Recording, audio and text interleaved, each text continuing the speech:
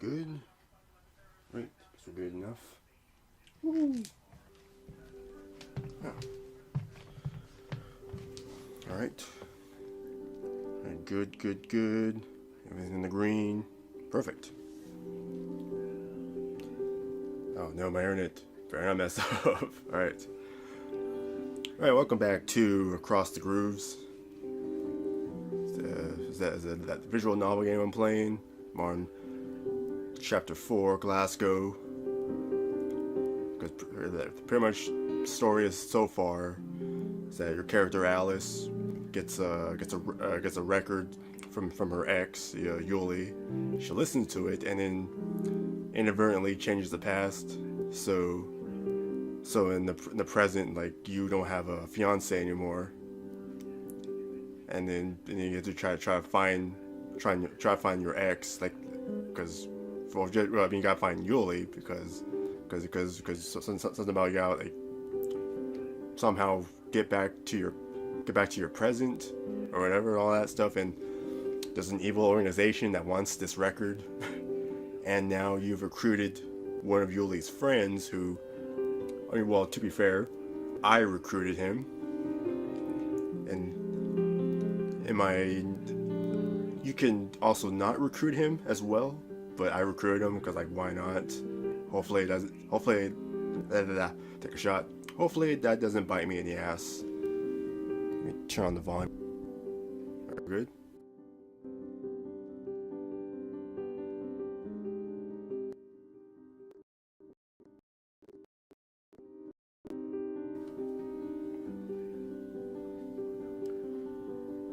What the heck?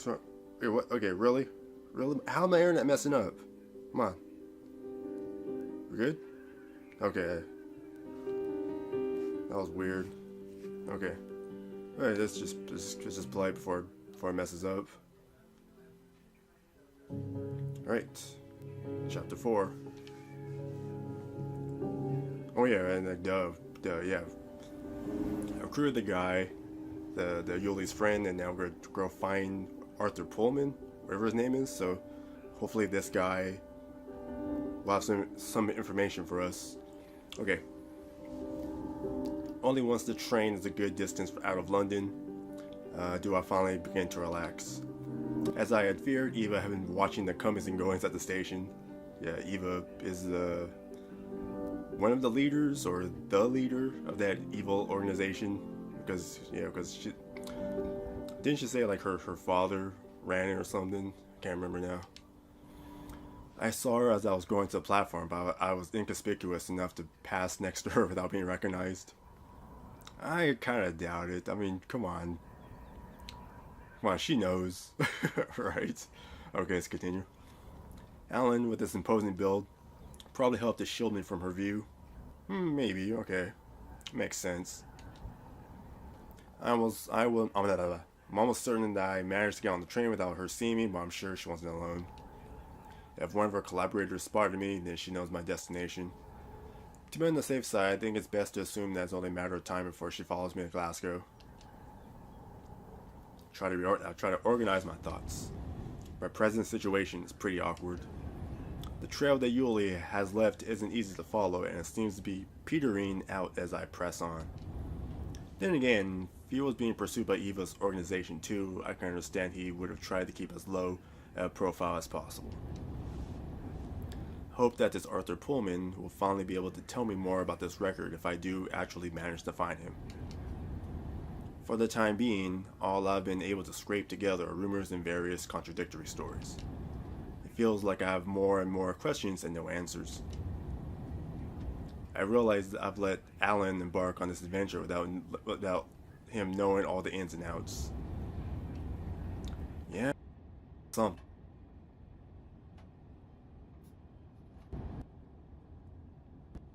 On my quest. Despite everything, I decided to omit, for the time being, supernatural elements of my story. So as the countryside rushes past the windows, we throw ourselves into a lively discussion, and the 5 hours in the train seem to flash by in moments. Alright. That was easy enough. After visiting two capitals, finding myself in a more modestly sized city like Glasgow was like a fresh of breath air. Wait, what did I say? Like a fresh of breath air. What? Shut up. The station is right in the city center, which we cross on foot, heading for the establishment where his friend Yorgos works. We enter the ground floor of an old building, a small room with mismatched furniture and a fire burning in a great stone fireplace.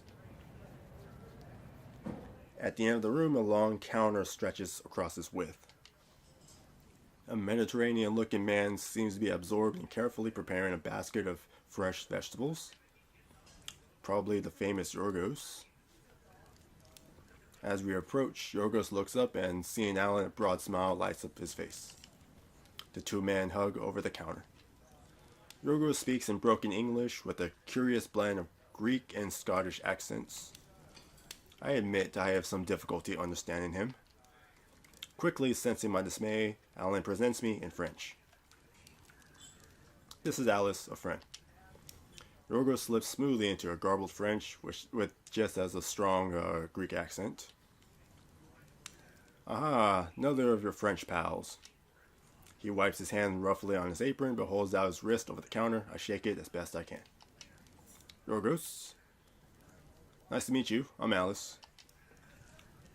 So tell me, how did this nutter convince you to come so far north? He points his knife at Alan.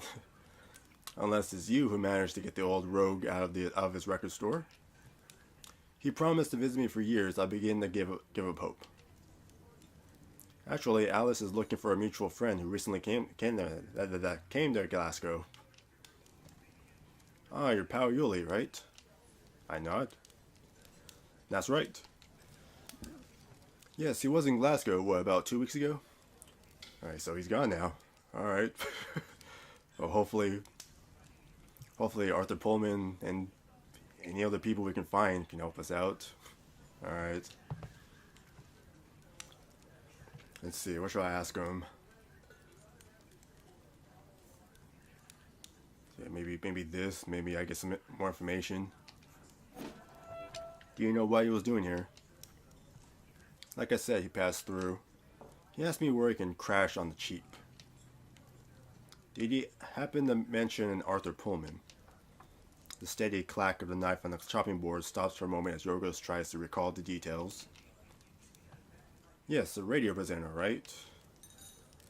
That's right. Did he say where he thought he'd find him?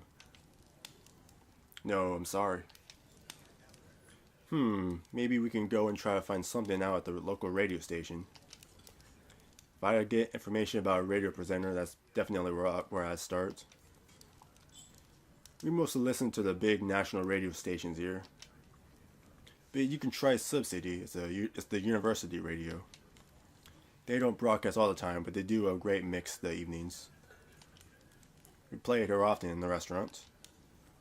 No commercials, just a reminder of the name of the station from time to time. Here, try this. Without warning, Yorgos places 2 plates on the counter. They contain a beautifully served mix of vegetables. Alan smiles at me. Go ahead, you'll see. This guy's a genius. I take a mouthful and discover that he's right. It's delicious. So, do you like it? I think I finally managed to balance the bitterness of the horseradish. It's really delicious. I was a waiter in the restaurant where Yorgos worked for 6 months in Paris. Used to meet up in the backyard for a smoke between services. Good days. I worked in London for a time after. Then I had the opportunity to open the archery here in Glasgow with an associate. It was a long time and wanted to pass in full vegetarian. Anyway, it's always a pleasure to try your creations, Yorgos. Alan turns to me. However, maybe we shouldn't hang about if we want to drop in at the radio station. Give myself a few moments to think it over. On one hand, something tells me that this lead will probably take us to a dead end.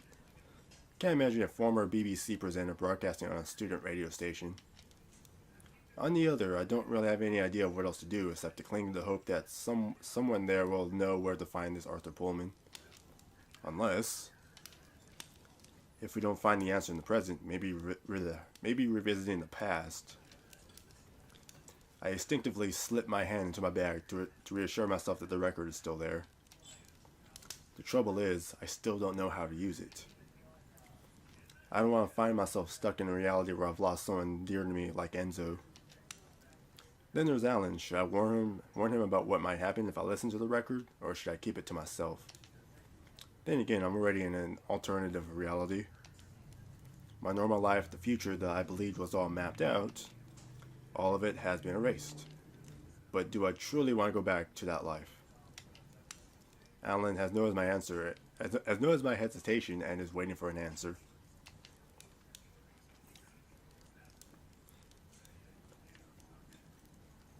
Yeah, I mean, it might be some information. I mean, gotta know something. Okay, there's no harm in trying the campus radio. Something tells me you're not convinced about this lead. I don't know, Alan. The former BBC presenter on a student radio station seems extremely unlikely to me. But after all, you never know, eh? Perhaps someone there will know where to find this Arthur Pullman. And you never know, maybe Yuli dropped in to see them for some reason we don't yet know. Quite. Well then, let's get to the campus. We say goodbye to Yorgos and set off for the University of Glasgow. The quickest route is through Kelvin Grove Park, which we cross beneath the Scottish drizzle. After half an hour of walking, we finally reached the University of Glasgow, a long Gothic-style building. After asking for the way at the reception, and having wandered a little on the campus, we finally find the prefabricated building which holds Sub-City Radio. We climb up 2 floors to find ourselves in the antechamber separating the corridor from the studio. The illuminated on-air sign is switched off, so Alan knocks on the door and goes into the room. The studio is empty except for a student who can't be more than 20 years old. He's wearing a threadbare Pink Floyd Division Bells Epic t-shirt and an Epic t-shirt and a pair of bulky headphones hanging around his neck. Seated at a large table which must be used for broadcast, looks up from taking his notes and greets us. Oh, hello, I'm DJ Saturn. I'm preparing my mix here. Can you come back later? You're going to break my flow. Alan Persick.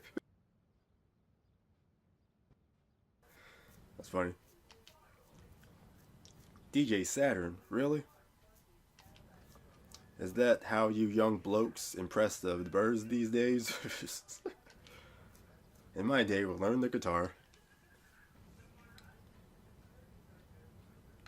I'm gonna continue. Let me guess, you're second year astronomy, right? DJ Saturn looks a little annoyed. Maybe I should have intervened. He mutters to his beard, astrophysics, not astronomy. Alan grabs a chair, turns it around, and sits next to him. He places a friendly but imposing hand on Saturn's shoulder. I'm Alan. My friend here is Alice. I take the opportunity to take the chair too and sit on the other side. So lad, what's your name? William. Sorry to break your flow, William, but we just have 1 or 2 questions to ask you, and it won't take long, promise. Alan turns to me with a mischievous smile.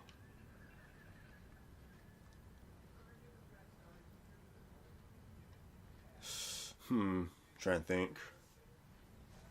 I mean, it should be pretty obvious what I should do, but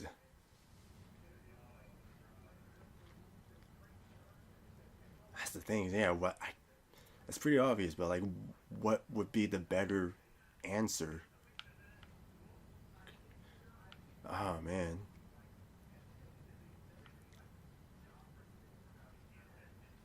Try this. Hopefully we get to the Yuli part after this. Hopefully.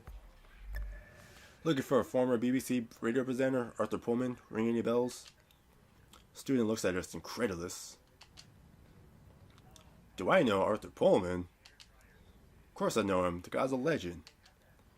He had a late night show in the BBC in the early 90s. He has some killer lineups. Thanks to him, loads of forgotten 60s bands got rediscovered. You can still get bootleg cassette tapes of his show. Then there were the live recordings. No one ever really knew where he got them from, but he had an amazing collection of really excellent quality pirate recordings. He played them in his mixes sometimes, especially the proto metal, Led Zepp, Uriah Heep, Black Sabbath. But why are you asking? Looking for a friend. Apparently he came through Glasgow and he was trying to meet this Arthur Pullman. Did he by any chance come here to the radio station? I don't think so. I'm in the studio a lot when I'm not in lectures. It's better than my 9 by 9 foot digs. If he had come seen us, I think I'd know about it. What's his name, your pal? Yuli, a Frenchman, long hair, dark glasses. No, sorry, if I'd seen him, I'd remember. I'm out of options. This is the end of the trail. Got no idea where to find this Arthur Pullman. Got no idea where Yuli might have gone next. Seeing my dismay, Alan takes the lead. Thanks for talking to us. We'll let you get back to your flow. Ah, man, so how are we going to find Yuli now? And Arthur Pullman, so hopefully the game does something. Okay, we'll leave the radio station and start walking back to the city center. Walk for a few minutes before Alan breaks the silence. Sorry, Alice. I think it's too late to get the train back. Let's go to a hotel for tonight and we'll see it for tomorrow. Okay. I hesitate for a moment, considering the thought of postponing the end. Considering the thought of spending one more night with Alan. But what's the point? If I wait, I run the risk of Eva and her henchmen finding me and taking the record. And now that all that leads have dried up, my only option is to search in the past and hope to find out where this Arthur Pullman is. And to try, if I can, not to come back to a reality that's too different. The only unresolved question is Alan. I turn to him and add, do you know where we can find a record player? We passed a shop that sold little portable record players earlier on the way to Yorgos' place. If we don't hang about, it should still be open. But why? So yeah, it makes me wonder if we didn't go to the radio station, if we didn't go to, to the school, would we have listened that morning or afternoon or whatever time it was? Would we have listened to it there? Because yeah, I'm gonna tell him everything. Take a deep breath and tell him everything all in one go without stopping and without hiding anything this time. Yuli's parcel, the record, listening, the upheaval that made it my reality, and my decision to figure all this out. Paris and London, Enzo's story, Eva and her organization, all of it punctuated with my doubts and questions. Alan listens carefully without interrupting. I finish with, there you go, now you know it all, hope you don't think I'm crazy. Alan takes me by the shoulders and holds me in his arms for a moment.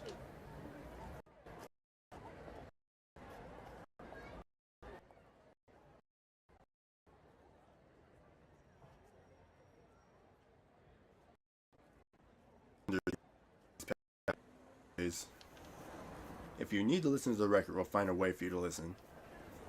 And no matter what happens, whether there's magic or not, I'll be there to go with you.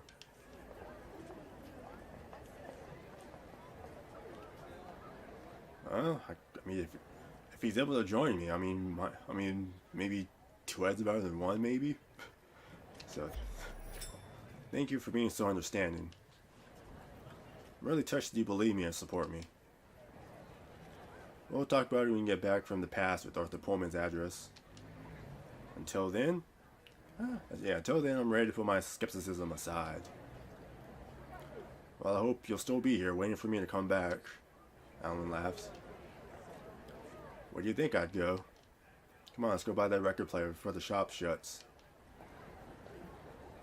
An hour later, we book into a little hotel next to the station. Go into the room and I open the little leather case with which contains the record player. I plug it in and put the record in place. Turn to Alan. Come on, Alice, don't look like that. I'm standing right here, right next to you. Everything will be fine, you'll see. I don't try to disabuse him. He doesn't believe in the power of the record, and that's probably for the best. Put my hand on the back of his neck and kiss him. If we don't meet up on the other side, I want you to know that I had a wonderful time with you. We sit down next to each other at the end of the bed. But the headphones. No, hold on.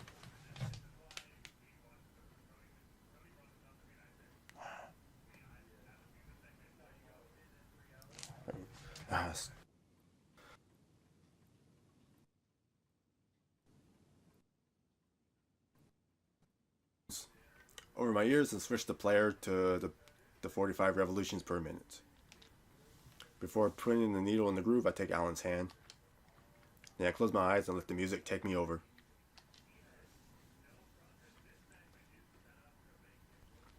Percussion intro. I did that. A percussion intro. Here we go.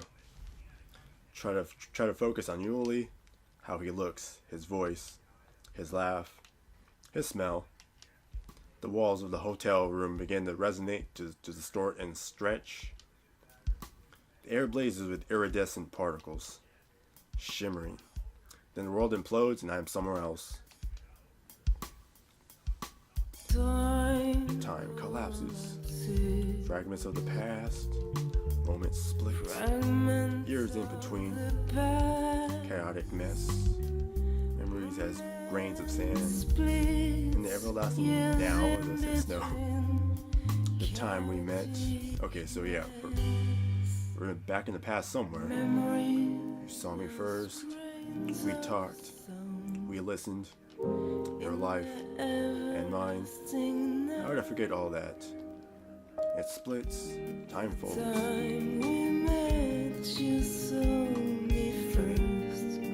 guess maybe go further back. Maybe. Further back. I am a child. Sitting at the piano. Finger pains. Over and over. The rhythm knocks me back. Time folds on itself. Again. I focus on the atom hearts, the nucleus of what we were, of what we are. Golden light through the window. Evening sun, Sunday afternoon. You there on the couch. Me at the piano. I look at you. I smile. When you smile back, the flow of time stabilizes into this then. I think that's what it says. I hope so. Into this then, I guess. And then this, and then and this then is now. I don't understand. That's not English. Yuli closes his book and looks at me concerned. Are you okay? You were playing all of a sudden. I got the feeling you were somewhere else. I smile when you smile back. No, not great.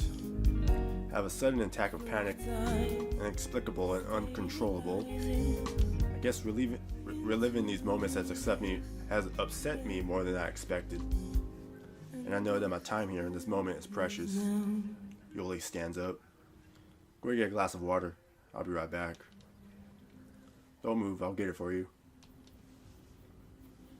While Yuli goes to the kitchen, I have time to look into the mirror above the mantelpiece. I still have long hair. I cut it a month or two before we split up, which tells me we're probably sometime in the summer before our breakup. We were still happy back then. Then in September, at the start of the new school year, he began to be thinking of leaving back then. Yuli gives me a glass of water. I drink. He sits down on the coffee table facing me and puts his hand on my thigh. Better? I nod. Thanks. Put the glass down on the piano. The time is short. Have to get to the point. This will probably sound strange, but do you know where I can find Arthur Pullman? Arthur Pullman? The radio presenter who played old records in the 90s? Yes.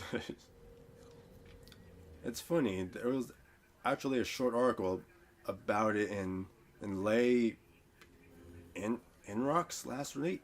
Last week.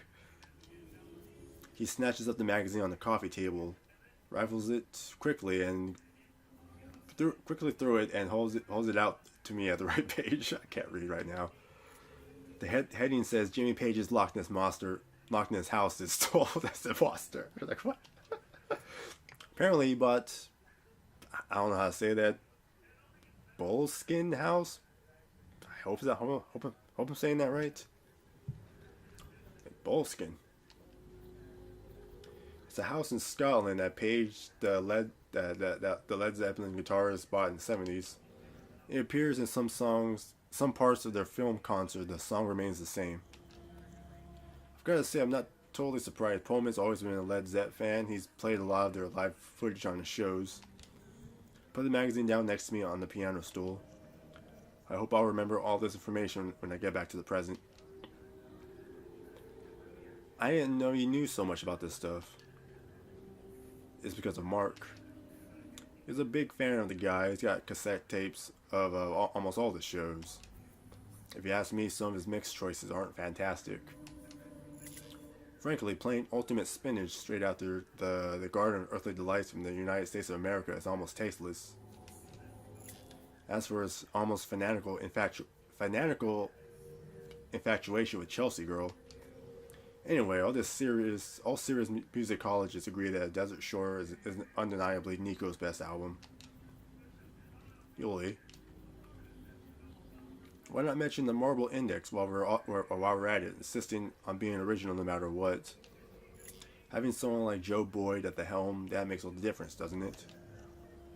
He's the one we could thank for five leads left, for God's sake. Nick Drake's best record. Some people say that Pink Moon is better, but Yuli is off. I know from experience that he go on like this for hours. I'm afraid I don't have hours. Grab his arm and look him in the eye. Yuli? He stops in the middle of his sentence. Understanding lights up his face. It's the record, isn't it? Because, yeah, he's obviously, yeah, by this time, yeah, he knows about the record.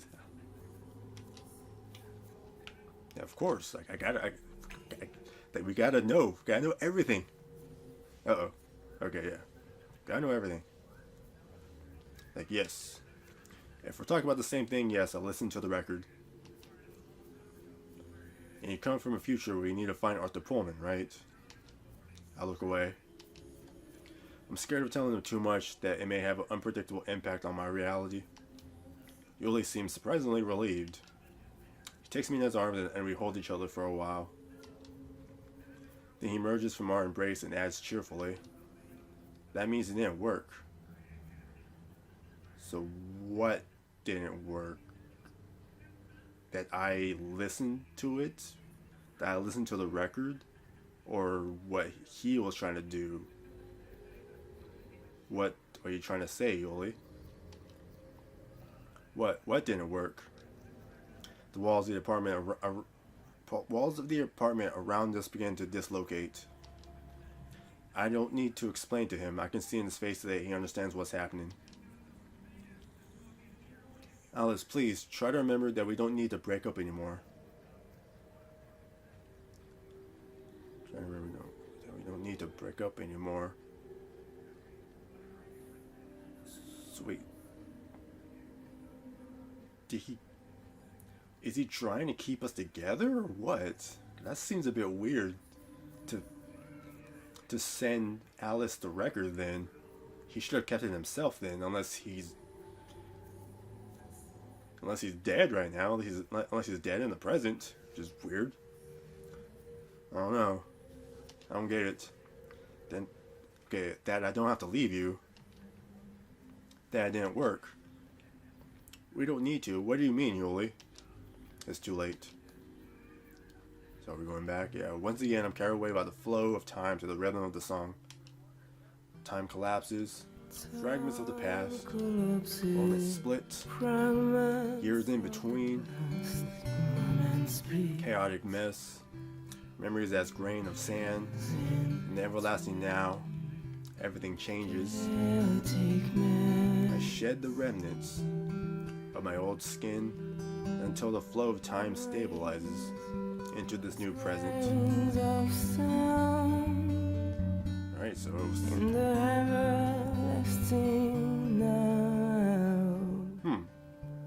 okay, I'm seated in a leather armchair. A jazz record plays softly with the characteristic crackling of a vinyl. I don't immediately notice the older man who was watching me, surprised from an armchair which matches the one I sit in. What I do, however, notice is that I'm certainly not in the room in the low hotel near the station in Glasgow. I look down. I'm wearing brown suede boots, an A-line skirt, and a tartan sweater. Long blonde tresses frame my face and fall against my chest, much lower than they should. Try to brush away a strand I feel on my forehead, but it falls straight back where it was, suggesting that short bangs cover my brow. The man facing me clears his throat to get my attention. Yeah, I mean, alright, here we go. Excuse me, Mr. Pullman, Arthur Pullman. Nice to meet you. You know, why does he look like Bill Nighy just a little bit? I'm not gonna lie. Alright. He speaks with a calm, almost melodious voice with that profoundly British, slightly drawling tone that one usually associates with the aristocracy. Like Alice, I've been looking for you for some time, Mr. Pullman. Please call me Arthur, or Art if you prefer. He leans forward and holds out his hand. I shake it. Arthur, this may sound odd, but I don't exactly know how I got here. Well, I don't know more than you were about. Well, I don't know more than you about where exactly you come from, but I can tell that you've just materialized in my office. So we teleported. What? How did we do that? I suppose that you listened to the record, have you? Believe it or not, after all these years, that's the first time I've personally witnessed a realignment, and I'd like to thank you for the experience. Someone knocks on the door. I wonder if it's Alan for some reason. Come in. Okay, I thought it was like an elegant-looking middle-aged man pushes open the door and places a tray with a steaming teapot and 2 mugs on the side table. Doesn't seem surprised to find me here. Thought you might like a cup of tea. He walks over to Arthur and plants a quick kiss on his lips. Right, I'll leave you to talk. Thank you, David. David leaves the room. As you can see from my partner, your presence here is perfectly normal. Arthur pauses for a moment, thinking. Now, suppose that after all the efforts you must have the efforts you must have gone through to find me, you have no doubt have a lot of questions. Fire away. Come on, what do I know with this one? I mean, Yuli. We can talk about Yuli in a moment. Say this is the first time you witnessed a realignment. What does that mean? How can I explain this simply? Let's say it's one of the possible effects of the Koros. What the hell is a Koros? What? Like, stop saying words. The Koros. Yes, the choir of the gods, if you prefer. That's what we call the vibration on the record during the joining time. What do you call it then? I shrug. I don't know, I just say, the record? Arthur smiles. Yes, that probably makes more sense. Each time that someone listens to the record, reality changes to adapt to the modifications that person has made to the past. Our memory, our recollections, the sum of what we are as we were remains intact. And there is a principle of economy, if you wish, which makes the changes as limited as possible.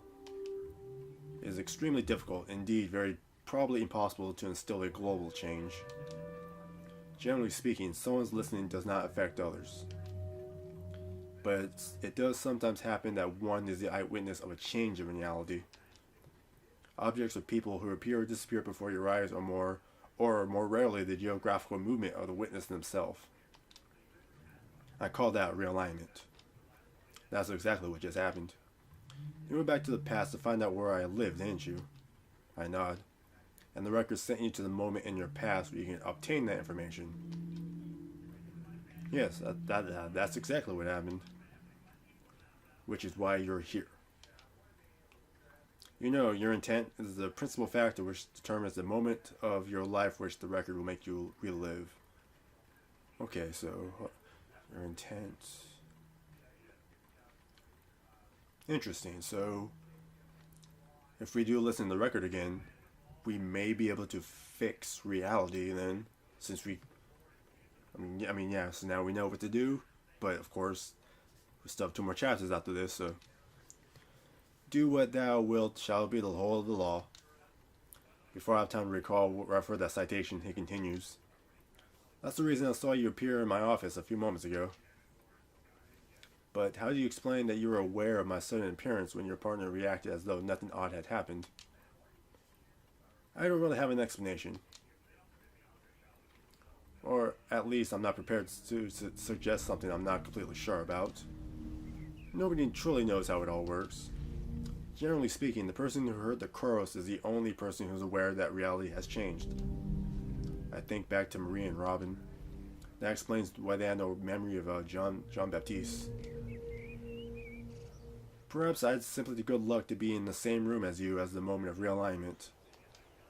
As for David, he simply wasn't present for that quite singular occasion. For him, you probably arrived at Bolskin earlier. I don't know if I'm saying that right, like Bolskin? Alright, entering by the front door, then we shut ourselves away in my office to talk.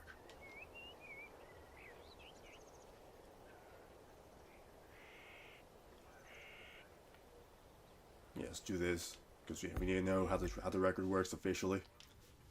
Crap, yeah, can you tell me more? No is a big word. But yes, if you consider that I'm one of the handful of people in the world who have heard the chorus, I suppose that gives me some authority on the question. What do you want to know? Undo, control. Maybe, yeah, let's do undo. Is it possible to undo the effects of the record? No, that's impossible, I'm sorry. Once you've heard the chorus, you can't go back. Even if by some miracle you manage to come back to a reality very close to your original reality, you won't be the same. You'll remember what you lived listening to the record and living inside other versions of yourself. Unless... Pullman leans back in his chair and seems lost in thought for a while. Theoretically, if someone else went back to the past and stopped you from listening to the record... Interesting. He breaks off. No, I wouldn't work though. You would no longer be conscious of the existence of the chorus, but as you have heard it in your original reality, you would have inevitably be different from who you would be if your past had not been modified. A sigh escapes me. So even with the record available to me, I could never completely return to my original reality? No, I'm sorry. But you said even with the record available, you do realize that you don't need to have the record available to you anymore, don't you? Wait, what do you mean by that? Suddenly I realize I haven't checked about the record with me. Grab my bag, which rests by my feet, and frantically raffle through it, try not to panic. Clearly the record is not there. Alice, I understand your reaction, but do try to stay calm. Where were you just before you materialized here? In a hotel room in Glasgow. The record stay there then? Pullman nods. Yes, I'm afraid so. Can I use your telephone? Tell myself that the chances of finding me the chances of me finding it are slim, but I have to try. Arthur points to the office door in the entrance hall. Turn right, you go out in the office, and left at the end of the corridor. I'll wait here. Thanks. I have no trouble finding the entrance hall. The telephone is on a small desk across from the front door. I'm about to pick up when I notice my reflection in the large mirror which hangs on the wall above the desk. It takes me several moments to realize that the image I see reflected is my own. As I've suspected, except for my short fringe, my hair is much longer than the reality that I've just left. My new dress style is evocative of the 60s with the knee-high boots and that A-line skirt. Even my makeup style is different. A nude mouth with strongly cold doe eyes. I've always liked that period, the 60s music as much as the fashion. I'm therefore not totally surprised to find myself in a reality where I've completely embraced this style. I mean, more or less, Alice herself said, she liked it, she's not surprised that she's done this, so yeah, screw it.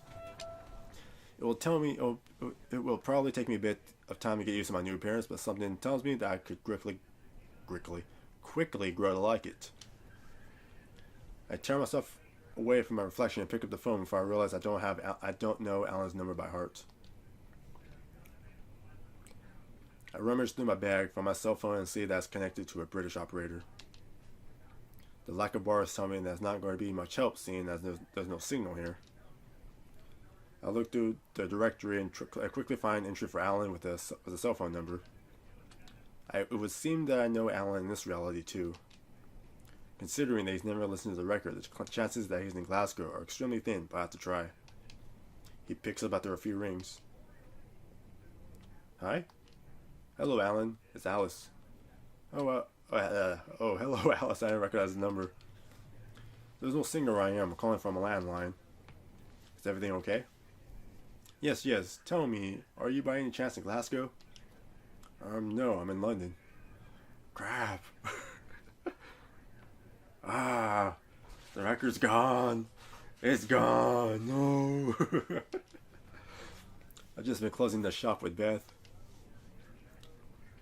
She can't wait for you to get back. Now she's been landed with all the closings. But aren't you supposed to be in Glasgow? I decided to get to the point before I lose control of the conversation.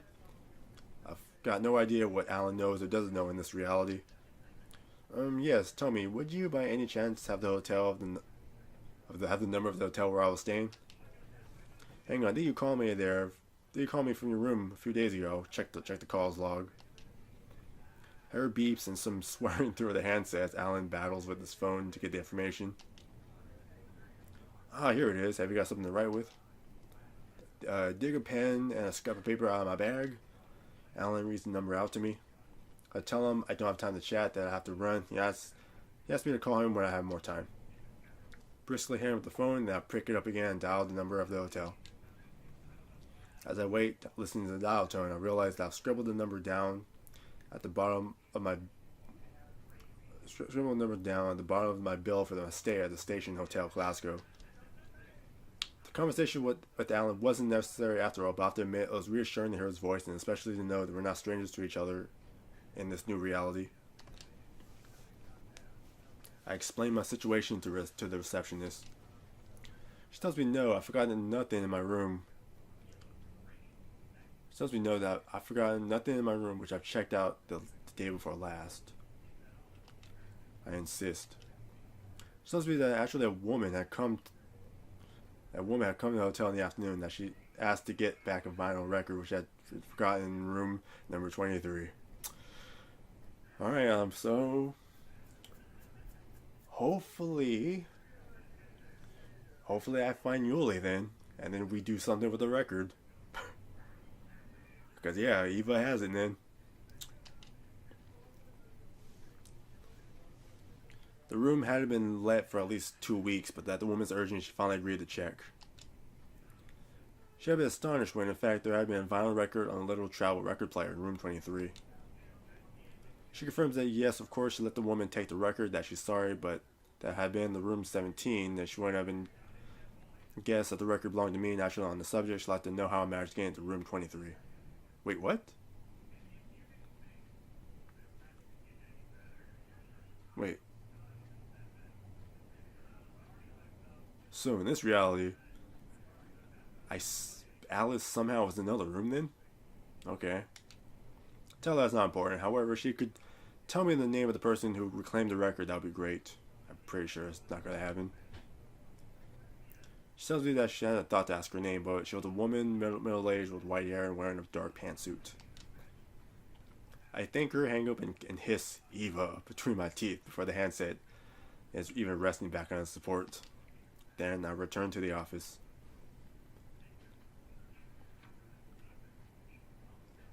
Pullman has changed the music in my absence. He's smoking a cigarette by the window while he waits for me. Oh, excuse me. He stubs it out in the ashtray left on the exterior windowsill. Dave is forbidden me from smoking inside. We've compromised on this. I'd love to quit, but I'm afraid it's rather late for this old dog to start learning new tricks. He sits back down behind his desk. So? I'm afraid someone's already got the record. Let me guess, a woman in her 40s answers to the name Eva Lorenz. Am I right? Do you know her? Arthur lets out a sigh. Oh yes, I've known her since she was a child. But I haven't seen her for more than 10 years. How have you known her for so long? I was a member of the commune when she was born in Germany. I was, let us say, quite close to her father, Ernst Lorenz. Pullman breaks off and stares out the window, his gaze far away for a moment. Anyway, I preferred that she hadn't got her hands on the record. To be perfectly honest, I suspected I'd hear from her again sooner or later. Someone knocks on the door. Yes? Art, dinner will be ready soon. I assume you'll be staying at the manor tonight, Alice? I've made up a guest room for you. You did quite right, David. Alice and I still have a lot to discuss. We'll pick this up after dinner. Thank you for your hospitality. You're very welcome. We love having people to stay at the manor. It's a big house. It's made for entertaining. Follow my host into the dining room. David has cooked a simple but delicious meal. He serves me a glass of red wine while he scrutinizes me with a piercing, curious gaze. Man. Tell me, Alice, what do you do? I imagine it's something to do with music, considering how much you spent with art. Smile, take a sip of wine, waiting myself some thinking time. I admit to myself that I have no idea. One thing's for sure, I'm certainly not a banker, not in this reality. Alan said something when I called, which led me to believe that maybe I worked with him at the record store. Trying to remember that conversation just a moment ago. Don't remember if he said something like that, but maybe I do work with him. On the one hand, I could vaguely answer that I work in music, which isn't exactly a proven fact, but it does seem in line with this new reality. On the other, I could answer honestly and tell him that I work in a bank, in spite of all the clues which suggest that's not. That's now extremely improbable. Working in a bank. Working in a bank. Really? I was sure you must be one way or another in the music business. David raises his eyebrows, quizzical. Let's say I am going through a career change. Arthur cusses off. Davy, surely you're not going to interrogate our guests, right? Or are you? Alright. No, sorry, I didn't mean to pry. I hope I haven't made you feel awkward. I try to point the discussion in a less prickly direction. How did you get to know Arthur? My dad was Latino, my mom's American, and I grew up in the Queens. I met Art in a club in the East Village. He was a local correspondent for the BBC. took him a few years to persuade me to move to London with him, but I'm happy to say I don't regret it a bit. Arthur, who risen clear of place, stroked his partner's shoulder with affection. Cheese or straight to dessert? David gives me a winning smile. Whichever you prefer, Alice, but if you put the cheese on the table, it will give me an excuse to eat it. Alright. Never seen no cheese board, thanks. Arthur disappears in the kitchen with our plates. Art never talks about his youth. I think that's a shame. He had the chance to see the biggest bands of the 70s. He's got some incredible live recordings. Arthur returns the cheese board and clean plates. Did you make her listen to your recording of Miles at the Schaefer Music Festival? Art managed to capture the last concert of Miles Davis' Electric Period. It's truly incredible. Alice isn't here for that, David. Don't listen to the party pooper. Doesn't like talking about his youth. It's mostly because that period's pretty fuzzy to me. Yes, the world must have been horribly drab before you met me, Art. I laugh. They're both charming and cultured. I'm having a very pleasant evening. Talk about music and about everything and nothing. Arthur tells me about his radio show on the BBC and his life in London in the 90s. By the time we get to the coffee, it's ready quite late. David excuses himself and goes to bed, but not without first showing me the way to my room. Then Arthur and I go into the living room to continue our conversation.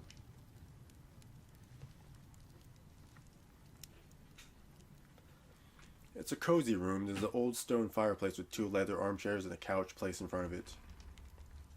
Arthur puts a log on the hearth while I take a seat in one of the armchairs. Can I get you a nightcap? Cognac whiskey? I prefer something a bit lighter. Arthur pokes around the bar. There's a bit of port. Will that do? Perfect, thanks. He leans back at ease in the armchair. I take a deep breath. There's something bothering me.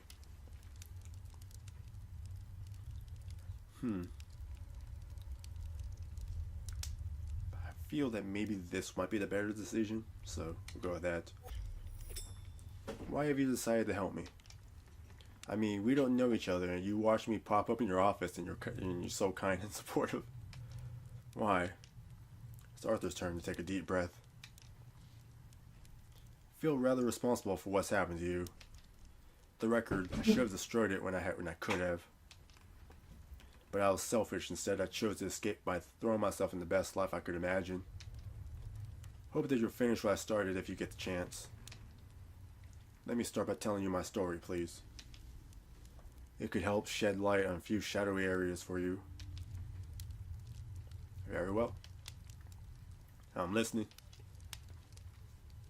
Pullman takes a gulp of whiskey and puts his glass down on the coffee table. The year I turned 22, I joined a hippie commune in Germany in the south of Bavaria, a few miles from Munich. I was young and dreamed of freedom. I had a terribly middle-class family, and I thought that I had better get a move on and have a few adventures before my ingrained middle-class sensibilities could take root. So I took a ferry for the continent, and I wandered around France and Italy for a few months before taking up residence in that commune in the Bavarian countryside. It was there that I met Ernst Lawrence. For a while, he was my mentor, maybe even my friend. He was an extremely cultured man with incredible charisma. He was over 30, one of the oldest of us, which gave him sort of a natural authority. The commune aimed to be staunchly democratic, but in reality it was often he who guided the direction and who decided when a decision needed taking for the governing of the community. Those first years were fantastic. We lived a carefree existence. We cultured the land. We did a bit of crafting, wickerwork, pottery to exchange for all that we couldn't produce ourselves. There was music every night. We took acid frequently. Oh, I bet. So, yeah, let's get. Oh, but then again, yeah, screw it. I mean, I mean, apparently he wants me to get the record back, so we need to know about Eva. What's this got to do with Eva? Arthur smiles. Have patience, I'm getting to it. Eva was born the year before I arrived. Her mother, a young woman in the commune, died in childbirth. Ernst adopted her as if he were a father, which was certainly a possibility, but absolutely not a certainty. So, I mean, well, it was a hippie commune. I mean, free love, the whole free love movement. I mean, yeah, all right. Yeah, see, yeah, the era of free love. The concept of monogamy was pretty hazy, but for the members of the community. Whatever the case, he raised her as his daughter. Eva was an odd child. She was clever, precocious. She even seemed more adult than child. Found out years later that Ernst had made her listen to the records several times during her childhood so that she could be liberated as soon as possible from the yoke of reality. I've got no idea what the effects of the chorus could be on such an immature psyche, but I imagine that it must have been the determining factor in the construction of her identity. How did the record fit in all this? Oh, it was always there right from the commune's beginning. It belonged to Ernst originally. He never wanted to reveal where it came from. I think his father had discovered it in some way or another, and had it engraved on whatever that word is. Ernst was from a very wealthy family. He created the commune after he inherited the land which belonged to his family. I didn't learn that until later either. Things started to change in the second half of the 70s. Little by little, Ernst's position became more radical. It was insidious, but the commune began to change gradually into a quasi-religious splinter group. The enchanted interlude of the hippie era was ending, and not just in our community. There had always been arrivals and departures in the commune. Then there came a time when, without us noticing, the tide changed. The departures became more frequent than the arrivals.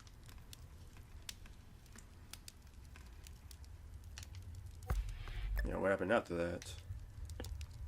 As I told you, things started to change. I didn't want to face the truth. It broke my heart to watch our ideal life slipping away little by little. And to tell the truth, I was terrified at the idea of having to reintegrate into society. It was during those years that Ernst revealed the existence of the record to me for the first time. I think only the closest and most devoted members knew about it, even at the start of the commune. Heard the chorus for the first time in 1981. It was an incredible experience, as it was for all the initiates. I relived the times in the first year of the commune, moments of simple happiness in bygone days. For a very long time, I had no idea that the chorus allowed you to change the past. Ernst needed me to manage the day-to-day organization of the commune, and that suited me to a T. By 1985, there were only a handful of yearly residents left. There was Ernst, his daughter Eva, 3 other followers, and myself. We moved into the Great Lawrence family mansion. I had become the de facto personal secretary of Ernst Lawrence.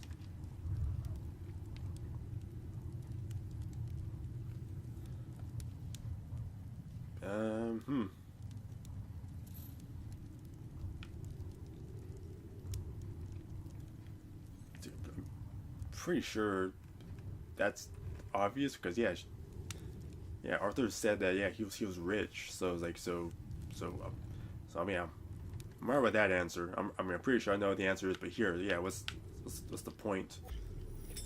Yeah, what's the point of all that? Arthur shrugs. What's the point of life? There's a hesitation before he clarifies what he means, an enigmatic smile playing on his lips. What I mean is, I never know if Ernst truly had a long-term plan. I think he simply found a way of life that suited him, and he did what he had to do to make it last. I mean, it must seem strange to you, but to be perfectly honest, it was quite a pleasant life. It took some time for me to mourn the loss of those hippie ideals, but once I got into the new routine, well, I don't really regret those years. In that case, what made you leave? A combination of various factors. For some time, I don't know how to say that, the RFA's intelligence service have been watching us. Like the sword of Damocles, the menace of their strike on our network hung over us. Ernst had sunk into a kind of permanent paranoia, which was only worsening with time. With hindsight, I'm sure it was a warning sign of his illness. With the fall of the Soviet Union, we took advantage of the chaos generated by the reunification to emigrate to the other side of the Iron Curtain, to Prague. I think it was Eva who whispered that idea in her father's ear. I imagine she realized that with all the upheaval, she had the opportunity to carve herself out a more important and decisive role in the organization. So,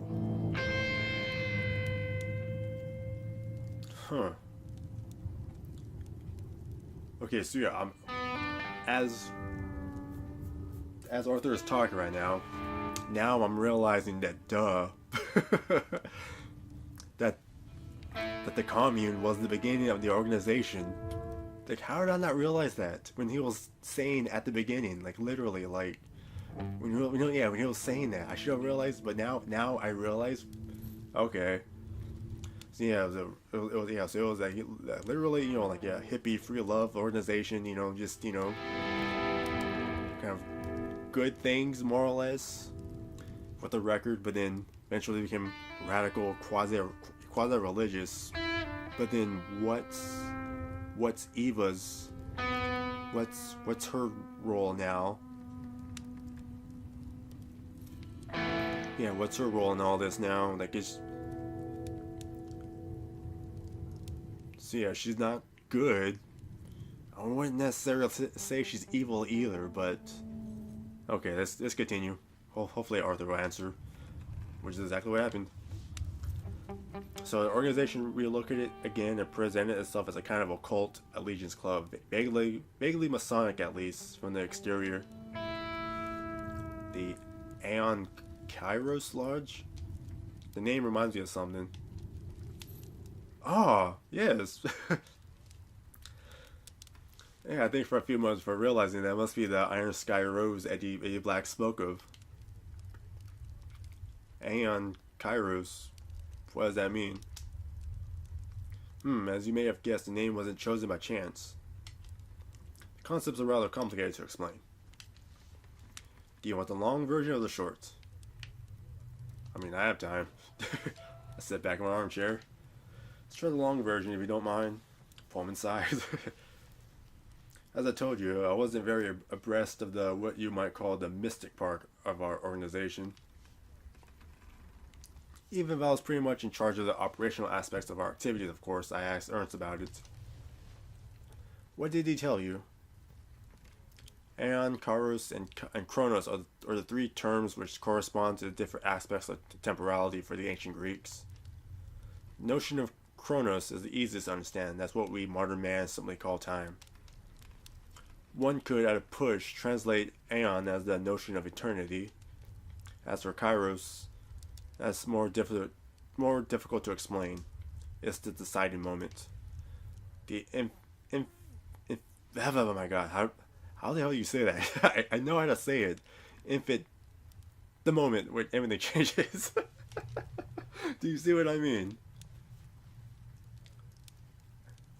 You know what? Yeah, I mean, I kind of do. Yes, it's perfectly clear. I think of my own experience with the record, reliving these moments of change and the resulting ripples of transformation. The choice to associate eternity and the deciding moment, as you say, the Aeon and the Kairos, is almost poetic. But all that doesn't tell me how you managed to escape. Sorry, you're right. I'm afraid I got a bit off track there. I'll try to stick to the basics, but I could talk to you all night without getting through everything that happened during those 20 years of my life. Anyway, it was that move to Prague which marked the beginning and the end for me. Ernst was suffering from an early onset and an aggressive strain of Alzheimer's disease, undiagnosed of course. While we stayed in Bavaria in the house that he always known, I think he managed to counteract his progressive memory loss. In a completely new environment, however, his condition worsened rapidly. Eva became more and more important, finally superseding her father as the head of the organization. Little by little, she moved me into the sidelines. When Ernst died in '91, I began to question my own commitment to the Lodge. I suppose you could call it a midlife crisis, but the fact is I wanted to change my life. And also, while Ernst and I simply defended our way of life, Eva had other ambitions. Okay, so I take back what I said up just a moment ago, where I'm like, she's not good, but when I said that she's not good, but I don't know if she's evil. Yeah, okay, Eva had other ambitions. Okay, yeah, I take it back now. I take it back. She was the most diligent student of the chorus, to which she had access all the time, unlike the other initiates who only had the chance to listen to the record during special ceremonies which were organized twice a year. Yeah, I need to know her plans. Do you know what Eva's plans were originally? Hold on. Come on. Okay, good. Okay. She must certainly have had a vision when she took charge of her organization, right?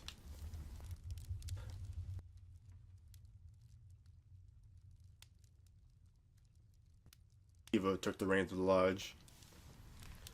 What I am sure of it is that yes, she had plans and ambitions, and that the record was necessary for her to realize them. However, I don't believe that even the most initiated knew the full scope of the plan she was fomenting. You're familiar with the saying "divide and conquer." That's exactly how Ernst and Eva functioned. But without Ernst's reason and wisdom to curb her, I was afraid that Eva would drive us to lose everything. It had already been a long time since I felt I belonged in an organization, but after Ernst's death, there was nothing more to keep me there. So I used the ceremony of Kroos in the spring of 1991 to change my past. And without knowing it, I managed to break the rules and to move the record out of Prague. But you told me that the record couldn't be moved geographically while being listened to. There's a loophole to that rule. Let me explain. Having spent most of my adult life in the commune, then in the Lawrence home, the chorus systematically sent me back, give or take a few years, to the same place. I had very little maneuver room to change anything in my past. This time was no different. What was different, however, was that I was desperate. I realized that I couldn't escape by changing the moment the chorus had sent me to, so I listened to the record again in the past. This time, the record took me to London before my departure for the commune, which gave me the opportunity to decide not to go. And when you came back to the present, you were a radio presenter on the BBC? Exactly. Not only did I find myself sitting on a treasure trove of live recordings of all the great bands of the 70s, but also I was in a relationship with the charming, funny, cultural man who you met earlier. On the one hand, this time, the change the chorus had brought in my life was radical, and my new life had almost nothing in common with my original reality. But on the other, I was free, and I've never regretted my decision. What happened after? I suppose that Eva must have tried to find you. Oh, yes. It was hardly difficult to find Arthur Pullman, radio presenter on the great British airwaves. She came to see me in London maybe 1 month after my departure.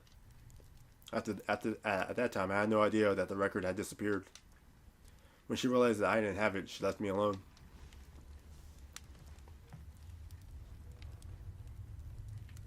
Maybe that. I understand. She had nothing to gain from messing up your life. Exactly. And well, I've known her since she was born.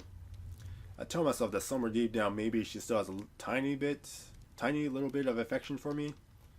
Either way, despite all our failings and shortcomings, the Lodge remains the successor of the hippie ideal. And those are the values that Eva was raised with. I'm fairly certain that she would always choose the nonviolent option if she could. Anyway, there it is. Until you know what came after. There's something I don't understand. What happened to the record? I think it materialized in the place where I listened to it again in the past when I heard the chorus. So, in the location of the commune in Bavaria? That's it. Ernst had wanted to sell the property when we moved to Prague. The money from the sale allowed them to find us a large residence in the Malastrana district near Charles Bridge. Then whoever bought the Lawrence family house, they found the record. Probably, but it's more complicated than that. The property was transformed into a hotel after the sale. The type of place they rent out for weddings, you know?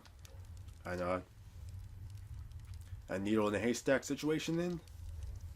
Indeed.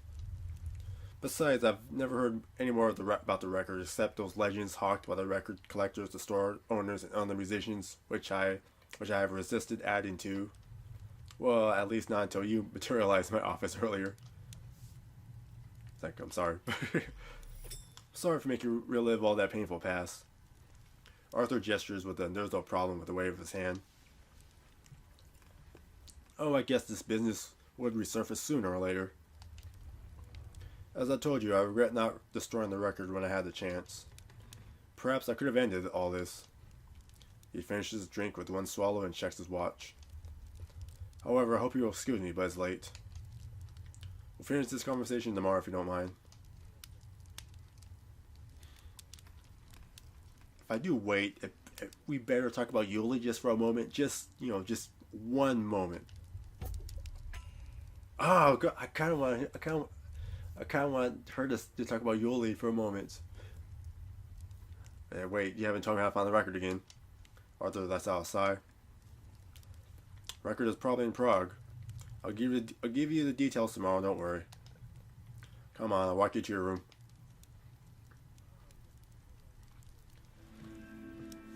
The guest room is a big room decorated in a cozy rustic style with an adjoining bathroom. My travel bag rests on the upholstered seat at the foot of the bed. My hosts certainly know how to receive their guests. I go quickly through my bag, realizing that it probably doesn't contain the same things as before I listened to the record. Unsurprisingly, the rest of my traveling wardrobe is 60s oriented, with 2 pairs of jeans, some neutral colored tops, and a shift dress. I pull out my wash bag and a faded old Led Zeppelin t-shirt for the night, which incidentally seems very appropriate to me for spending the night in Jimmy Page's former secondary residence. Then I take a quick shower, remove my makeup, and slip between the sheets, hoping that sleep will find me swiftly.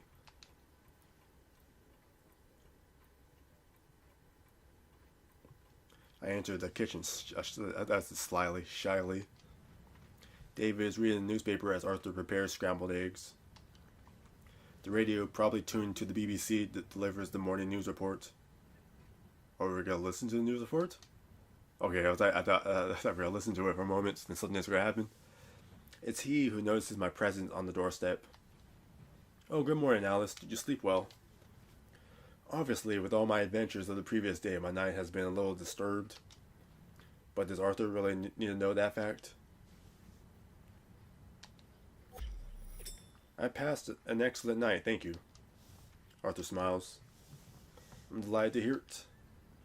There's quite a few stories about the haunting of Boleskine. Since I've lived here, I've always slept very well, too. If you want my opinion, I believe that ghosts, if they exist, attach themselves to people and not to places. Pullman is thoughtful for a moment, then abruptly changes the subject. Do you like English breakfast? Do take a seat, please. I obey and sit down. David puts down his paper and picks up the coffee pot. Coffee? Hold out the mug in front of me. Yes, please. I've hardly had time to take a mouthful of delicious, rejuvenating nectar when Arthur places a plate of scrambled eggs, sausages, and baked beans before me, to which he adds 2 slices of toast straight from the toaster. We eat in silence. David sips his coffee. Arthur seems engrossed by the radio. Finish my plate quickly, pour myself another cup of coffee, and use the quiet to try to assemble my thoughts into a better order. The first startling information is it would seem that Yuli never reached Boleskine. Even if I didn't have the chance to ask him about it directly, I think that Arthur would have mentioned the visit of another person with questions about the record. So, So yeah, where is Yuli then? Is he alive? Okay, I'll find out in a moment. I imagine that what happened was that after traveling to Glasgow, Yuli probably backtracked to Paris, where he decided to send the record to me. I can only think of two reasons why he would decided to give up his journey to Boleskine. Either he judged that his visit would be too dangerous. I suppose that he was also being closely followed by Eva and the members of her lodge, Aeon Kairos. Realizing that the news was tightening, perhaps he preferred to muddle the trails by changing his route and by getting rid of the record as fast as possible. The other option is that for him too, the trail that Arthur stopped in Glasgow. After all, I was only able to discover the address of Pullman's new home by returning to the past. It's possible that he hadn't remembered that the sale of Boleskine had taken place and that the person he was seeking was the one who had bought the property. So he would have returned to Paris to seek out the new lead, and the Aeon Kairos must have caught up with him there, and he sent the record to me rather than let Eva get her hands on it. Which makes me even more mad at the idea that it's my fault that Eva was finally able to achieve her purpose. As for me, I find myself stuck in the new present and the new life that I know nothing about. At least Alan still knows me, which is reassuring. But what about Patrizia or Enzo or the other people I've encountered during my journey? If one thing's for sure is that there's no way this new Alice leads a tidy little life in Bordeaux. All seems so far away, although a few days have passed. Arthur's voice drags me from my reflections. I'm going to pick up the post at the letterbox. If you'd like to come with me, Alice, it would be company for me, and it will give us a chance to finish our conversation. Dave is going up to Inverness to do some shopping this morning. He'll drop you off at the station. Most are most certainly perfect. Not knowing how to express my gratitude, I content myself with saying, "Thank you." Man, I've been playing for so long. I pick up my plate and mug. David gestures me to leave them in the sink. Then, after running into my room and grab my coat, I join Arthur in the entrance hall. We go out. Outside, the weather is cold and dreary. The green highlands landscape is enveloped in an early morning mist which hasn't yet lifted. Arthur hands me a piece of paper. This is the address of the lodge in Prague. Now that Eva has the record, I think I can confirm that she'll take it back there. I'd like to do more to help you, but it's been 15 years since I severed my ties with that part of my life. Yeah, you've already helped a lot. You've already helped me enormously. I don't know how I can ever thank you for your hospitality, for all the information you've given me about the record. Oh, there's no need to thank me. As I told you, I do feel rather responsible for what's happened to you. Pullman points to the lane which winds away from the house. Post box is at the end of the lane near the road. We start walking. So, do you know what you're going to do? What I'm going to do? Yes, when you leave, I don't know how to say that. I don't suppose it would be too difficult to find a flight from London to Prague. It's true that I haven't really considered the question. On one hand, Arthur has encouraged me quite insistently to try to get the record back. On the other, why should I really do it? I don't have much information about this new reality, except for the few clues I've been able to glean from my belongings.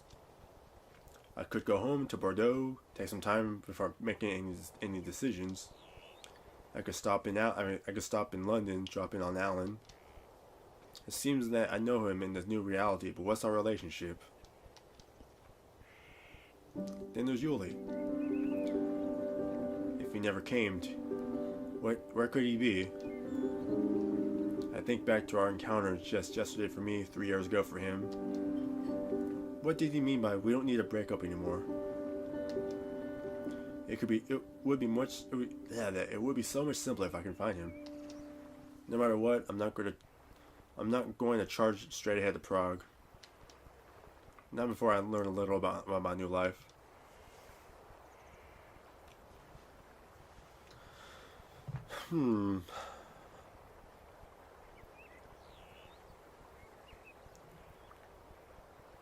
Yeah, let's go talk to Alan and them. We're gonna start with a trip to London. There's someone I'd like to see. I'd like to know where our relationship is in this new reality. Arthur gives me a kind smile. I understand. Hope you find your answers. Hope you find the answers to your questions.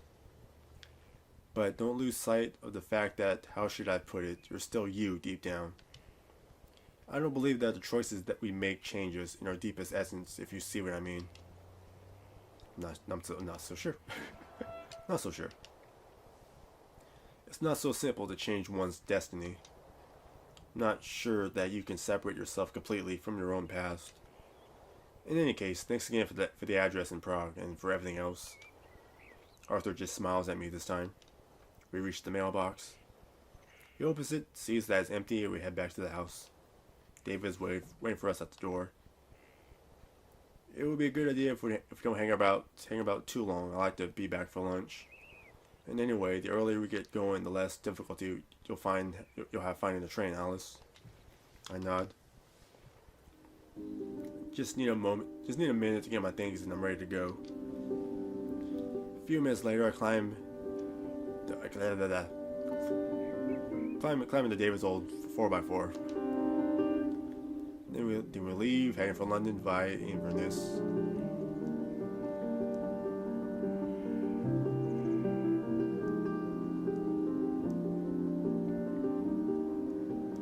Alright. Next week, Chapter 5. What's it called? I don't know what that says. Yeah. Chapter 5. Oh man. Woo. So yeah, that was something. Okay, so that was chapter 4, everyone. That was very interesting. Next week, chapter 5. Then of course the week after that, chapter 6, and that's when I end the game. So stay tuned for that. So, woo. See you guys next time.